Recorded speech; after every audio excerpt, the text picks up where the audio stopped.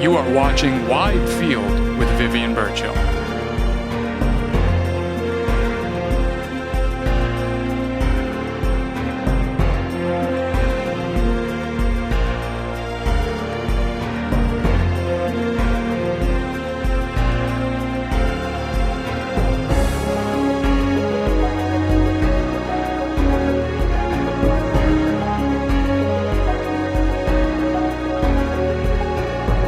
This is Wide Field.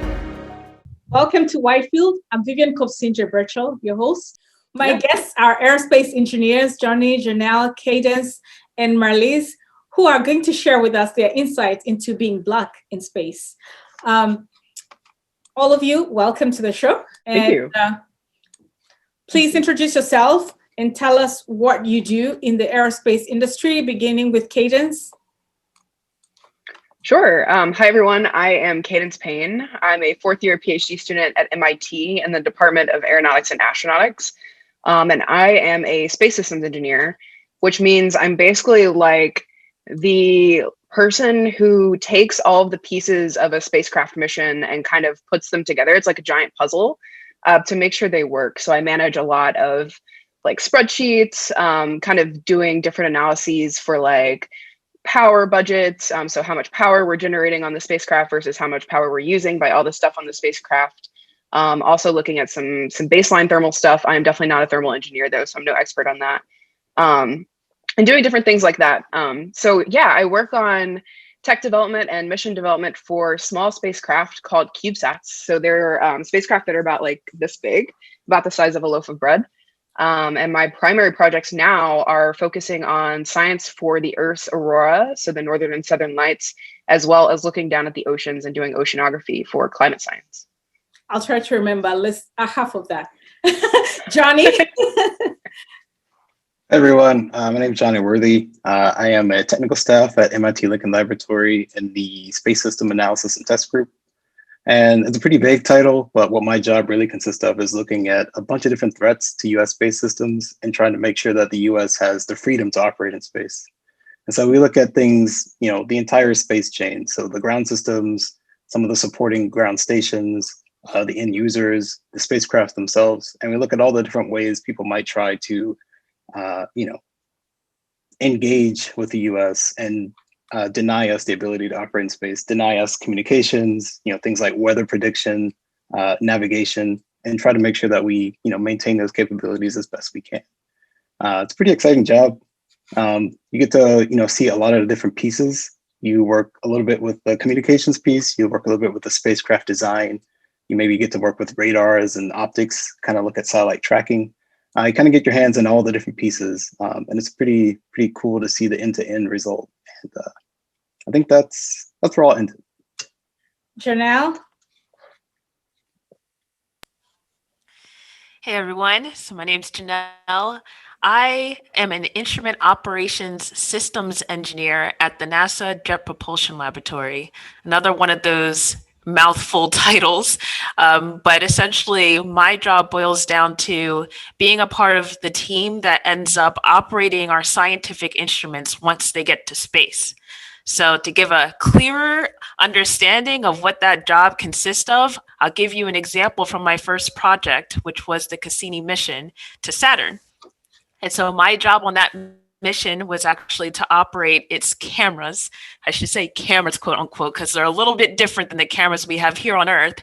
And I was able to send commands via the Deep Space Network to our spacecraft and to those instruments in order to take images of Saturn, its moons, its rings. And it was just an incredible job to have. And right now I am working on two missions. One is at the moon. It's called the Lunar Reconnaissance Orbiter. And the instrument that I operate is called Diviner. And it's basically making a thermal map of the surface of the moon, which is really helpful when trying to figure out where we can land when we send humans back to the moon next. I am also working on an instrument that isn't in space yet, called the Multi-Angle Imager for Aerosols, or MAIA for short. And that instrument is going to be observing our own planet Earth, my favorite planet, should be everyone's favorite planet.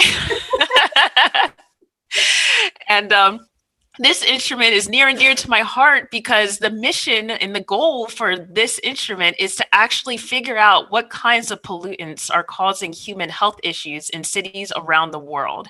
So I'm very thankful to be a part of it. And my job as a part of that mission is to figure out, how are we going to operate this thing when it gets to space?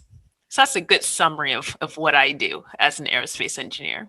Hi, I'm Marlise Reeves. I'm also a PhD student at MIT. I'm in the Computer Science and Artificial Intelligence Laboratory at MIT. So I studied aerospace engineering in my undergrad, and now I'm focused on robotics, specifically robotics for exploring areas that are hard for humans to get to, like space. So some of the projects that I've worked on recently, we do a lot of work with underwater robots. This is because kind of studying the oceans is a really good analog for sending robots to space. It's a place that we can't get to very easily. We can't communicate with things that are down there very easily. And so we've tested a lot of our autonomy and a lot of our AI on robots in underwater contexts. And a project that I'm going to be working on is sort of investigating how autonomous systems can learn about their own behavior while they're executing in the world. So an example I like to give is, as a human, if you trip and sprain your ankle, you sort of do this process of, okay, you put some weight on your ankle and start to realize how you can learn to sort of change the way you walk so that you're kind of mitigating the fact that you have an injured ankle. You do that really quickly, and you then start limping again and carry on with your day. So having an autonomous system be able to, when something goes wrong or encounters a new environment, learn about how it can operate in this new environment and then change its behavior so it can continue its mission. And I really hope to eventually apply a lot of the things that I've learned and the research that I've done into autonomous systems in space. Well, let's do it proper this time. You guys are amazing. Sorry about that. But starting with you, Marlise, what are some of the daily responsibilities of an aerospace engineer like yourself? Yeah, so as a grad student, I primarily right now am focused on research. And I think a lot of our research is driven by real world problems. And so sort of a research cycle from start to end, first would say like somebody like a company or an organization would come to us and say, we're really interested in the research you've been doing. And we would look at their problem and see kind of where we can push the boundaries of that problem. So for example, we were reached out to by people in the oceanographic community saying we want to employ sort of the sorts of AI that you're working on robots underwater. And so then we work with them. We do research on a daily basis, coding, writing, technical papers.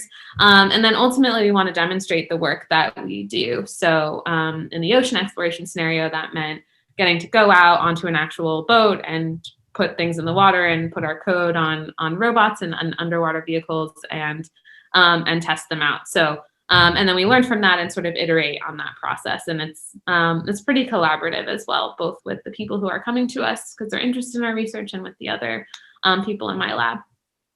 Cadence? Yeah, so also a grad student, so I have a really similar experience to Marlise and bouncing, kind of all of the standard research expectations of a graduate student, like doing the papers and presenting all of your progress on things. So it's a really interesting balance, also serving as like a space systems engineer, because I'm also like, in addition to all the research that I'm doing for like my actual PhD topic, which is more geared towards like the oceanography aspect and kind of looking at that from space. I'm also, full-time on this other spacecraft mission. So we're actually in the process of what's known as integration and test, where you take what's called an engineering model of your spacecraft, and you basically test, you test everything on the spacecraft to make sure that it's actually going to work once you get to flight. So obviously, things are quite different now because of COVID. But if it were, regular times and the before times, I would be in the lab, in the clean room, in like a bunny suit, like one of those white bunny suits that you see like people, in the space magazines, like wearing and stuff. But I would be like in the clean room with people actually testing the physical spacecraft itself. So you get a lot of really cool, interesting hands-on experience, even as a student in that aspect, because I'm just so heavily involved with the actual physical like fabrication of a satellite. So that's The glorious part of my day is, getting to do really cool stuff like that. But most days are pretty mediocre, and like going to class, going to meetings, taking lots of notes, doing PSETs. It's not always like really flashy and fun, but right now it kind of is. So that's exciting. Well, let's get into people who are in the field, starting with Johnny. All right. So, I work for, again, Lincoln Laboratory. And for those not familiar, right, it's a federally funded research and development center for the Department of Defense. So they end up working with a bunch of different technology R&D areas for national security. And so my particular group, right, I'll talk about an example that's pretty vague and go with Star Wars, right? And so let's think we're in the Star Wars universe. One of the responsibilities of our group is to look at threats, assess them, come up with potential solutions. And so, one day someone comes into the office and say, here are some schematics for this new weapon that we found, right? And they give you something that looks like a Death Star, right? It's your job to take that system and then analyze it and assess it and see, are there any weaknesses? Can you come up with a way to defeat it, right? Are there any things that you can exploit about the system? And so, we scurry away to our offices, right? We build a bunch of computer models. We use our engineering principles and try and come up with ways to model the system, understand a little bit more about, if I tweak this, right, will it explode, right? If I tweak that, will it break down? Are there ways for us to get the upper hand? And so at the end of the day, we come up with our models, we go back to our sponsor, who in this case is, let's say, the Republic. And, we end up saying, if you shoot 2 of these bullets here, the system will break down, right? And so that in a nutshell is what our job entails. We look at a bunch of different threats for actual space systems out there, and we try and come up with ways to either exploit them to make sure that our own forces are safe, or to make sure that our adversaries have denied capabilities. And so while we can't get into really any specifics of a particular day-to-day mission, right, that is a pretty good overview of what a day-to-day analysis job looks like for us, right? It's not just models and simulation. We actually try and get out and do the testing piece as well, so we understand both what our models say, and we can go back and say, we actually went out and tested this, and we know this should work. And so that gives you a really good way, a really good story to tell your sponsor, who then passes those on to our forces. How many things do you have to break before you get the final product? You don't have to. A lot. I've gotten a bad rap so far because I've broken many, $10, $20, $30,000 cameras, right? Which is what you're supposed to do, right? I mean, if it's going to break in the laboratory, it's going to break out in the field. So it's your job to find that out.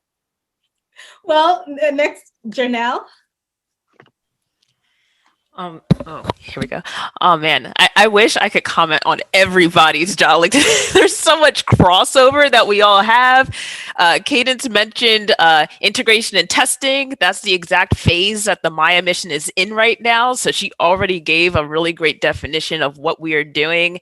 And Johnny talking about you want to break it now while you can still fix it. Like that's so true in the world of space. Can you imagine sending something to Mars and then finding out that it doesn't work? Who's the mechanic, right? You want to test here on Earth as much as you can.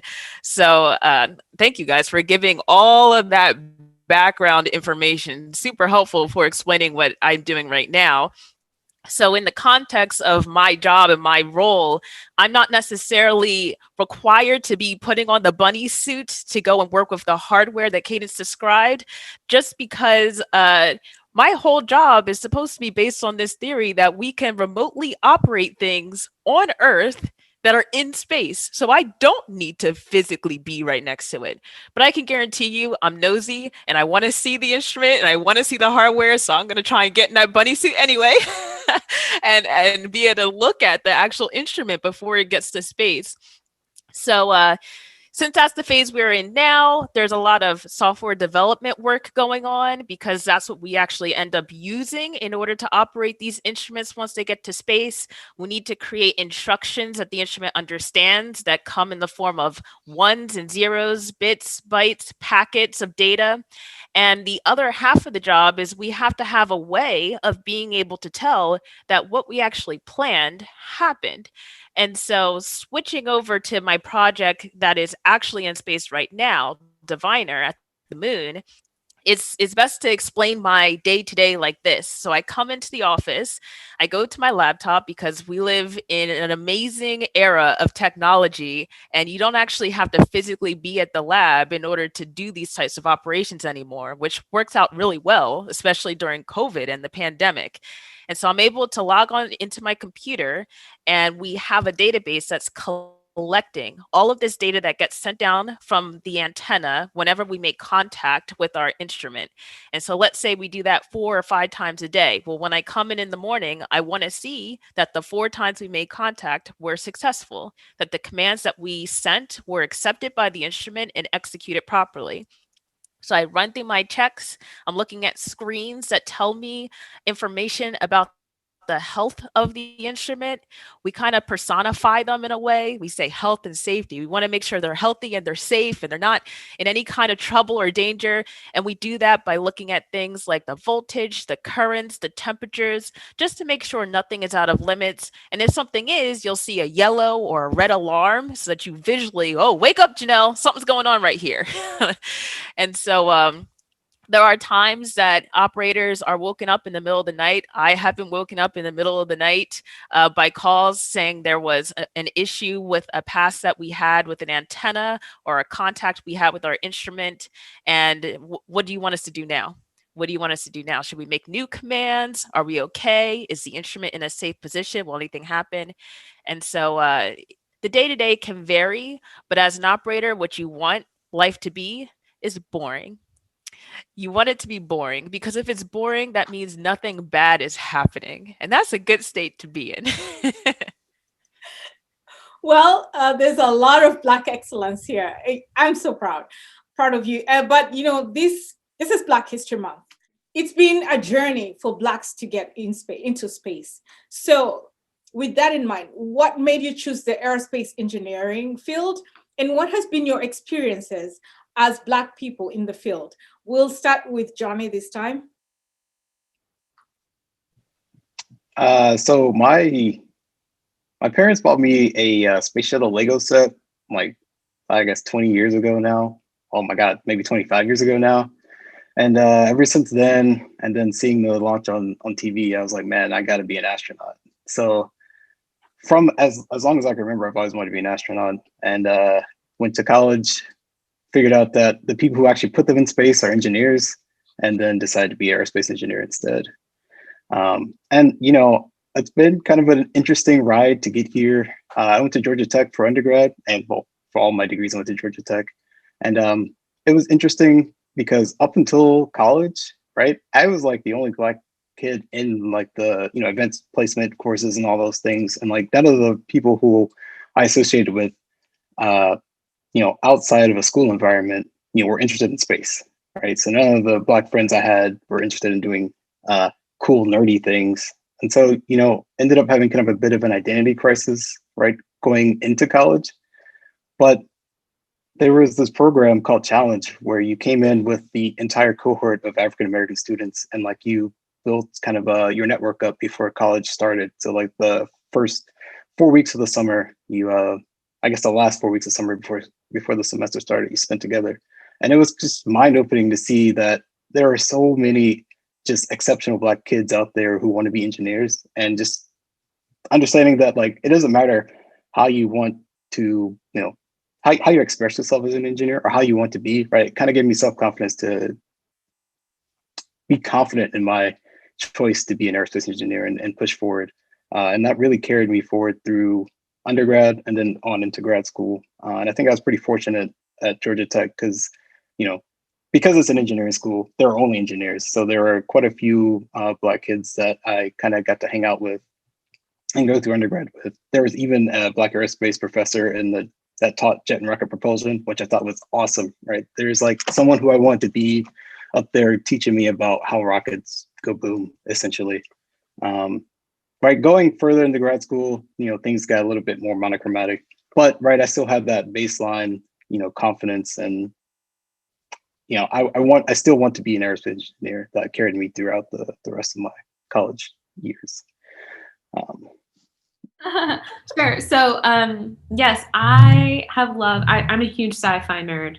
I also have all of the Lego sets that I've collected over the years. My dad was a big sci-fi nerd also, so I feel like I grew up watching sci-fi, reading sci-fi, all of the shows. I just thought that sort of the whimsy and fantasy and the fantastic nature of going to space was so cool. I couldn't imagine any more interesting problems than like leaving this earth and making things fly and making things move on other planets. That was just so cool to me ever since I was a kid. So I was pretty motivated to do something related to space ever since I was a kid. I also grew up really close to JPL where Janelle works. And so I had access to, they hold tours and things for free for families to go visit. So that was all very close to my childhood. And then I sort of realized that I want to be in aerospace and I want to be in aerospace, but I didn't like mechanics. I don't like aerodynamics. I like sort of an undergrad. I like had this realization that like that wasn't never going to be what I would wanted to do. But I kind of discovered that what I do enjoy is I like coding. I like autonomous systems. I like robotics, and that there was a way sort of to be in aerospace and be and do robotics and do the kind of things that I enjoy at the same time, which was really exciting. And in terms of my experience being Black in my career, I think that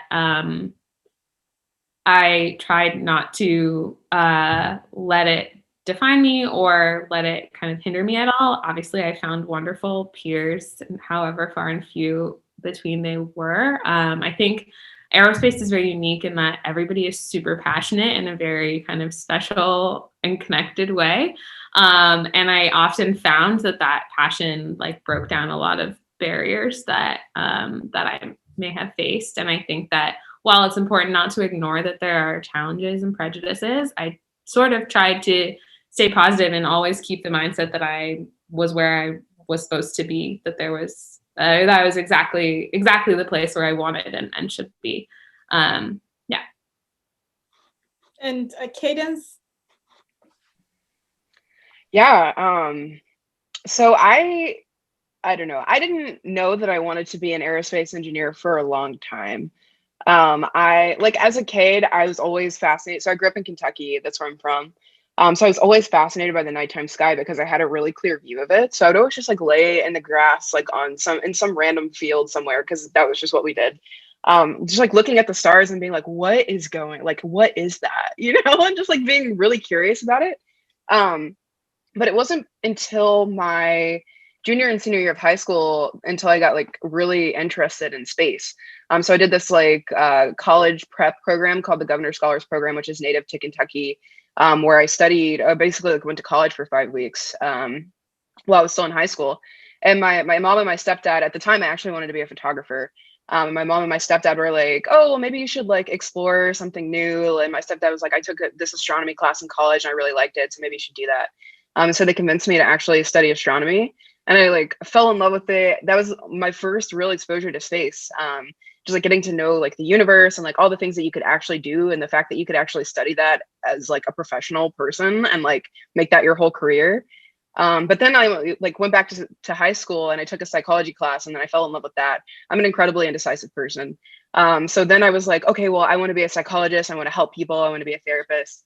So I actually went to college at Morehead State University in Kentucky and studied psychology. But then like one day, I think my freshman year, I took an exam in psych and I failed it, and I didn't feel any type of way. I was like, I honestly don't care that I failed this exam. I don't want to study harder next time. And so that's when I knew that like that was not where I was meant to be. So I changed my major, and that's how I ended up as an aerospace engineer, which is not like some glorious like like lovely story to tell, but it happened, and I'm really happy that like I made the really bold jump from psychology to space science. Yeah, in terms of being Black in the field, I'm no stranger to being the only Black person in the room. That's almost been always the case for me. In high school, I had a class of 30. We were really tiny, and I was the only Black person. In college, I was almost always the only Black person in my classes. There were a few of us, a few people in the astrophysics and the physics programs, but in terms of space science, I think there were maybe one or two of us that just happened to be in classes. And I didn't really have like a huge Black community in regards to like the space community, but I did have a choir that I kind of, leaned on for support in that regime. But yeah, like being a Black person in the field, like Marlise said, I didn't think about it for a long time until I got to MIT, and I like actually, had a group of peers that we could like sit down and have conversations with. We have a group called AeroAfro actually, where we, kind of kick back in and talk about these things. But really just like being positive and reminding yourself constantly that like you deserve to be in these spaces, and like you worked really, really hard to be here, and you definitely like you belong is something that like always has to stay in the back of your mind, like constantly, which can be a burden sometimes, but here we are. Janelle? I have a lot of similar experiences to the rest of you. Johnny, your story reminded me of my own in a lot of ways. Just growing up in high school, elementary school, middle school, all of that, being one of the few Black people who were taking the advanced classes, and part of being one of those few meant that I ended up being the butt of a lot of jokes, a lot of "you're an Oreo, Black on the outside, white on the inside," or "oh look, I got a tan, Janelle, I'm darker than you," or "you're not like those other Black people, you're one of us." And it took me going to college and kind of finding my identity to realize how problematic and toxic that environment was. Had been in it for such a long time, for over a decade, of kind of just feeling like the Black part of me wasn't something to be proud of. It was a constant reminder from my peers. And even though I was passionate about learning in general, I felt like I didn't have much direction. And I felt like I was a little bit on my own.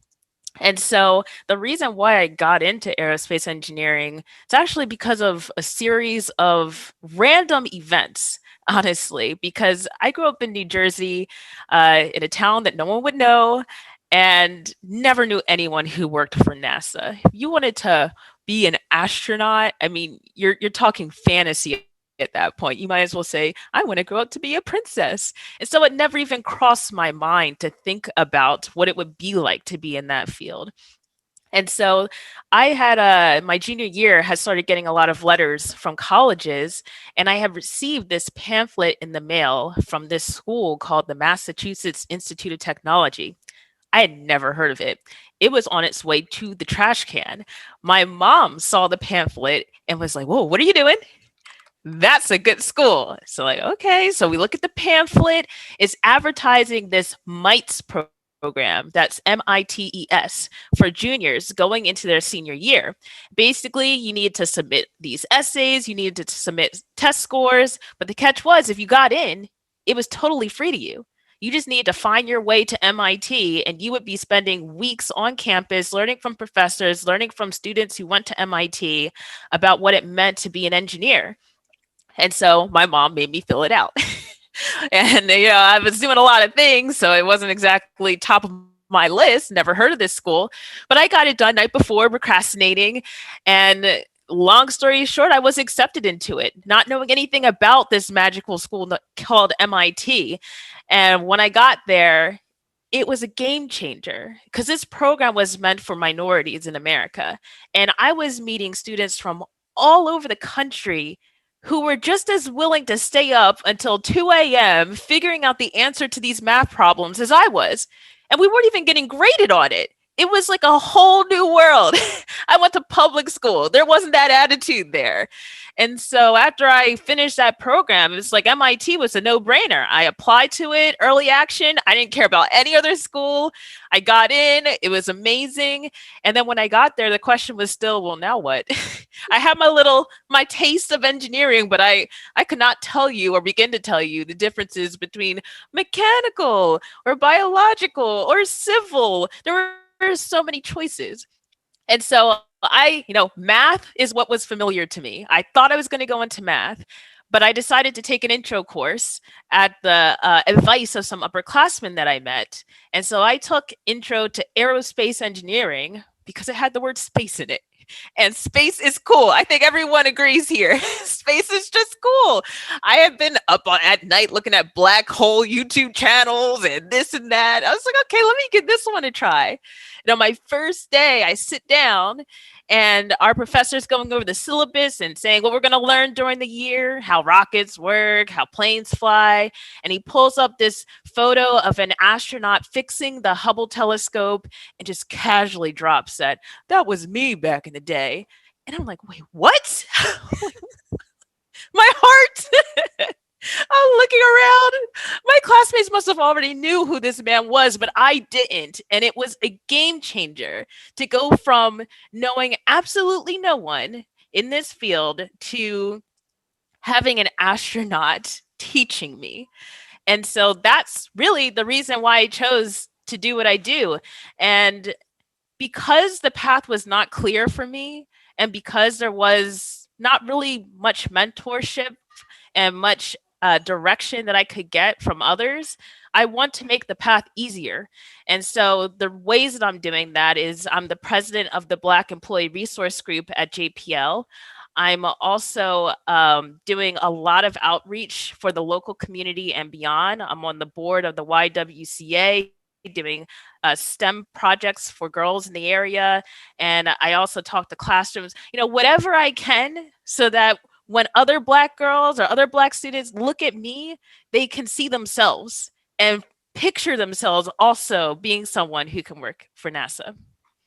Well, thank you all for sharing that part of your journey. Let's get a little bit into the history of people in space. During the Cold War or the space race, American astronauts were primarily former fighter pilots, and the first Black person in space was an Afro-Cuban launched by the Soviet Union. America's first Black astronaut, former test pilot Guion Stewart Bluford Jr., flew aboard the space shuttle in 1983. So since the space shuttle had a larger crew than previous spacecraft, they could be drawn from more diverse backgrounds. So how have these developments in aerospace engineering facilitated having more diverse astronauts? As we'll start with Johnny.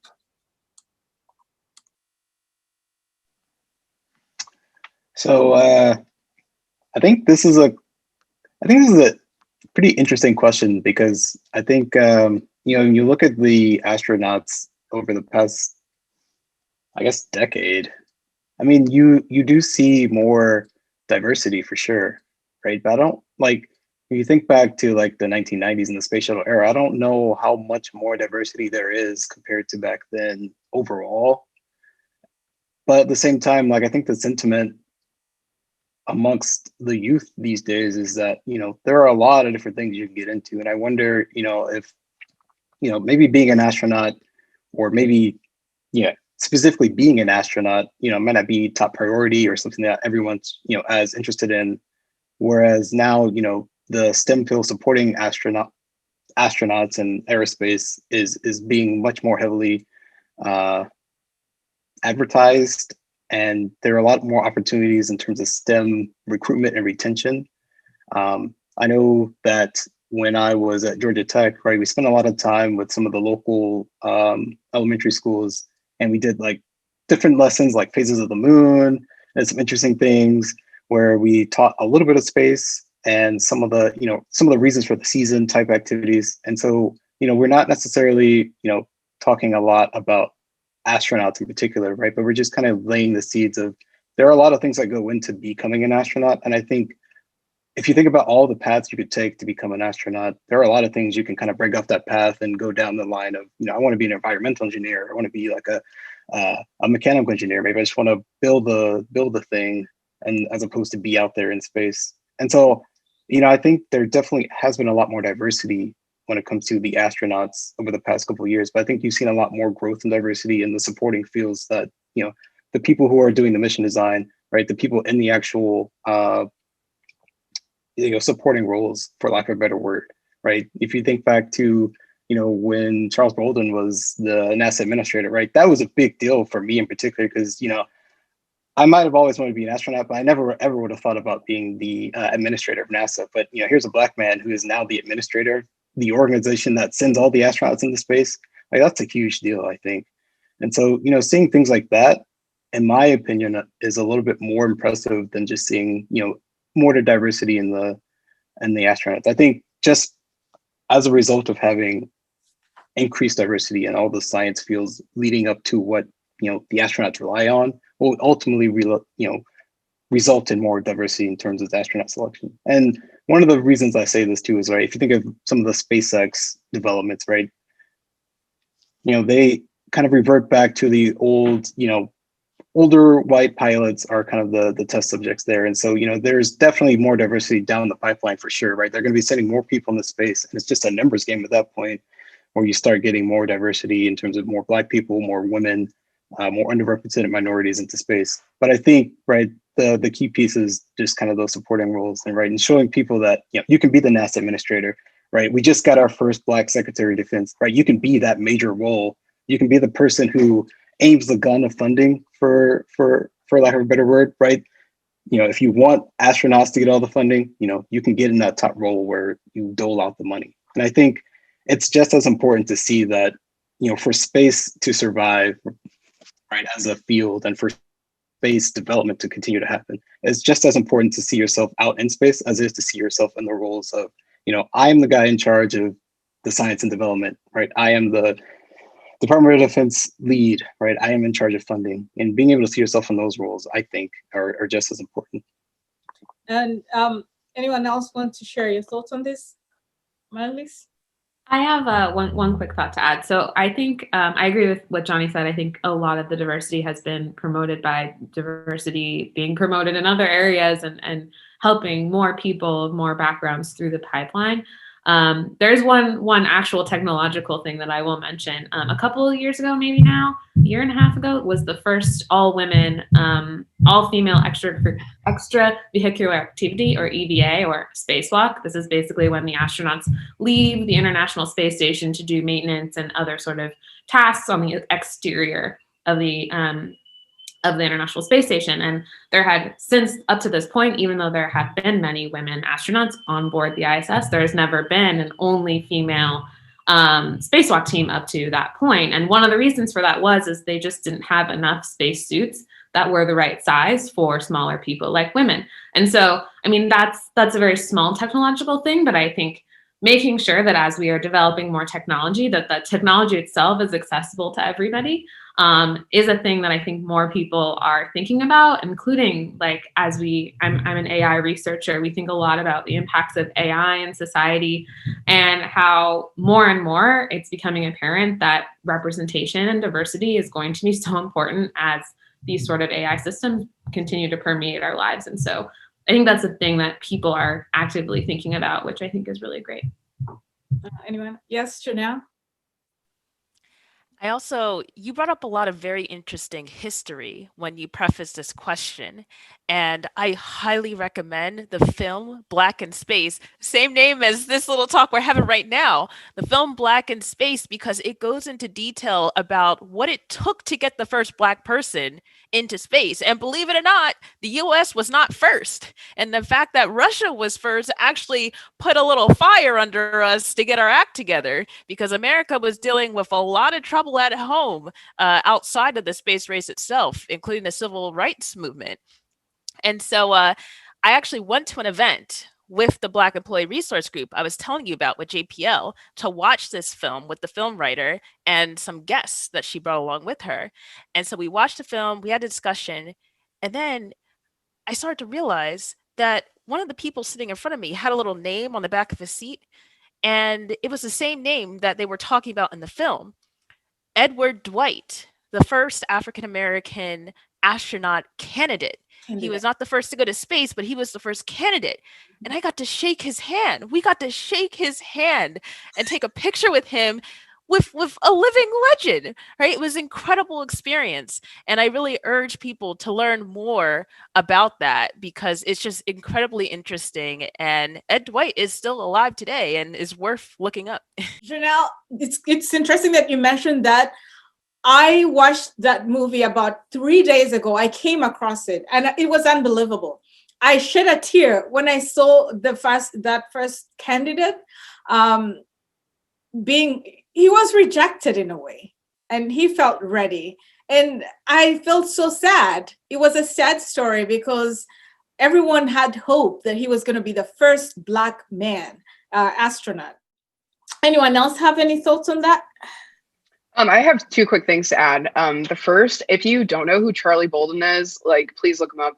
Charlie, I've actually had like the awesome, incredible opportunity to meet him a few times. He was like not only NASA admin, but he's like, I'm just also going to be an astronaut, you know, like super casual. So please like dig through the Wikipedia pages on Charlie. Absolutely incredible. The second thing is that I wanted to echo, I think maybe Johnny's point and on like the pipeline comment. I've done a lot of diversity and equity work at MIT, and the biggest thing that we've discovered is that the pipeline to improving diversity in the field, like in the positions that all of the panelists are in today, really does start at a super young age.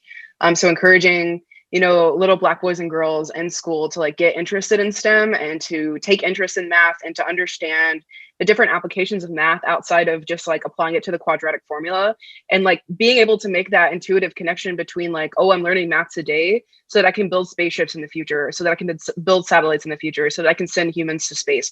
Like being able to make that connection at an early age is so critical for inspiration, to build that quote unquote pipeline to getting, you know, more Black people and more people of color into the fields that we are today. So I hope that like universities, institutions, and companies are like taking note of that process. It really does happen super early on. So, has the story of the Black women mathematicians described in the story of the Hidden Figures influenced you or your work? And were you influenced by other books, movies, or popular culture? We'll start with Janelle. Thanks. A quick question. Hidden Figures changed everything for me. It was the first time I learned really anything about the history of what it took for me to become an aerospace engineer. And every time I watch that movie, and Cadence and Marlise could be a testament to this, and you too, actually, I cry. If it doesn't get me in the middle, it always gets me at the end when they remind you that this story was based on real people, real events, people, women who had to brave the storm, put themselves out there, be the perfect one, be the confident one in order to make my current day reality possible. So that movie is near and dear to my heart, and I will forever appreciate how much it opened my eyes to my own history. Johnny? Yeah, I'll just echo and say that Hidden Figures was an amazing movie, and just to learn that history was pretty awesome. I mean, obviously I can't relate in the same way as a Black male, but I will bring up another movie that I could relate to, even though it's sci-fi, and that was in The Martian. There was Donald Glover's character, right? Super laid back guy, real smart, kind of awkward, right? But he's an astrodynamicist, right? His whole job was figuring out orbits. And like when I saw the movie, I was like, wow, you know, not only did he nail like my own personal character, right? That's basically what I went to grad school for. And just to see that in the movie and be like, hey, you know, mainstream media can see Black astronauts, mainstream media can see Black astrodynamicists. It's pretty amazing, I think. And just having someone to look up to, right? You have something historical like Hidden Figures where you actually see the actual impact that Black women had on the space industry. But then on the other side, right, in sci-fi land, you also have characters that you can relate to and characters that you can see yourself becoming in the future. Yeah, like Janelle, Hidden Figures really did change the game for me. It came at a really important time in my life. I was a fifth year in undergrad because I changed from psychology to space science. So obviously there were no overlapping classes there. But I was feeling super burned out and like not motivated. And then this movie came out, and I just remember like watching it with my best friends, like my roommates at the time, and just kind of like laying on the couch after, like staring at the ceiling for an hour, because it was just like so profound and a lot to process. Because I never really had a Black woman like mentor in the field until I got to grad school. I didn't really know what it meant to be a Black woman in the field, and this movie just really like laid that all out on the table for me. And like Janelle, I cry every single time I watch it. But it was incredibly influential to me, and it still serves as a major source of my inspiration. Marlise? Yes, I agree. Hidden Figures was an incredible movie for me. I think the biggest impact it had on me was how popular it was with my friends, and how people around me started to ask, like, is this your experience? What's your experience like? You're a woman in aerospace. Like, what's it like for you? And that had never happened before. Nobody, I think, had ever considered, you know, that it could still be like this or in some ways and that sort of thing. So I think opening people up to having those conversations was the biggest impact for me. Also, echoing Johnny, I'm a huge sci-fi nerd, and there's some pretty awesome Black women in the sci-fi world, starting with Nichelle Nichols, who played Uhura, the original Uhura in Star Trek.